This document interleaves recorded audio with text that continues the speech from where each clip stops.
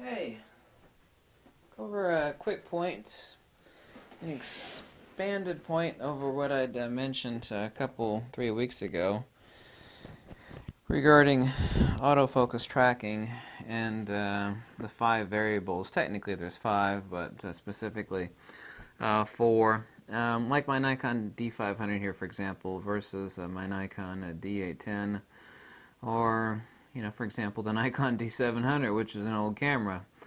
Point number 1, things that are affecting autofocus speed. And I'll talk about these two lenses, a couple of my favorite lenses, the Tamron 70-200 2.8 and the Nikkor 80-200 2.8. It's a D-series screw drive autofocus lens. There is an internal motor that actually drives the Tamron 70-200, whereas the Nikkor 80-200 is a screw drive. It's mechanical drive, external to the actual lens itself. Point number 1, camera side autofocus tracking or acquisition. Obviously I could take the exact same lens and experience rather radically different results whether I mount it on a camera like this or an older camera. But point number 2 is that I have camera side drive autofocus variation depending on how the lens is actually driven. If I had, for example, on the 17-55, I have a hubless silent wave motor that is actually driven via power feeds from the contacts, the CPU contacts that are on the lens through the camera. However, this lens, the 80-200, is of course still a screw drive. There's actually a little motor that actually has a finger and arm, a contact arm that actually makes contact with the back of a slot on that lens, the 80-200 and other D-series screw drive lenses, and actually mechanically drives the autofocus of the lens. But this lens is, not necessitatively so, since you have 4 factors, third factor being lens side autofocus mechanism, whether it's a silent wave motor like this or whether it's a crummy little micro motor, which could be plenty fast enough. If it's like a prime lens like one of the G-series Nikkors or the 85mm G-series, it actually has a micro motor. However, when you're talking about plastic gear meshing with plastic gear meshing with plastic gear, so we ultimately have ultimately 3 things. We have a silent wave hubless, we have a screw drive, and we have a micro motor as found in many prime lenses and many cheaper zoom lenses. So you have the discrepancies there as far as how fast or how slow interception can occur between tracking an item either from out of focus to focus or tracking an item in continuous autofocus servo mode.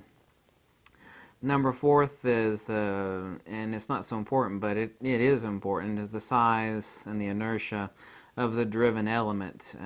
Some focused elements on some lenses actually take more time to actually move them from a point of rest, and that's an issue also. But for example, what I'm getting to in this video, since I'd mentioned these points in a prior video, is that this lens, for example, the 80-200 2.8, is faster autofocus acquisition, and I knew it would be, of course, but necessitatively so. I was going to see how much faster autofocus tracking was from a set point between the Nikon D500 and the Nikon D810 that I have, and I even did a comparison with the old Nikon D700. Obviously, so you can imagine it's quick. It's quicker than the D700 is in autofocus tracking, either the D500 or the D810. But there was noticeable difference. Was it major? No, but there was a noticeable difference in autofocus acquisition and tracking in a single servo mode out of focus at a set point between the Nikon D500 and the Nikon D810. So while it's the same lens, the point being is that when someone says, well, how fast is the lens? How fast is the autofocus tracking? You have these 4 variables that are always meshing. You change one variable, then the whole thing is going to change for autofocus tracking. So the 80-200, well, it's an old, slow lens, and it's not meant to be a sports action lens for wildlife and birds in flight. It's not meant to be. I've said that from day one. But it is a better lens on a camera that can track faster, and necessitatively so. I said you've got 4 major factors that are driving autofocus speed and autofocus acquisition. And changing the variable on autofocus tracking to greatly improved on the D500, for example, does necessitatively improve autofocus tracking and focus acquisition either in single servo or continuous autofocus servo mode on your Nikon camera. And those are things to consider. So it's just, someone says, well, how fast is the lens? And, you can't answer that. And people will think, well, why can't you answer it? Because you're talking about 4 different variables. This lens focuses at different tracking speeds on a different camera, obviously so. The motor inside one lens or another is not going to change between different bodies, but you mount the same lens on a different body, it's going to have different autofocus tracking acquisition time. So take that into consideration. It's like, well, that's a slower lens, but is it really? Because that lens could be faster on a different camera body.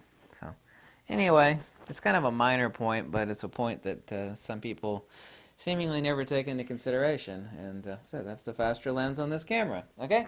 Thanks.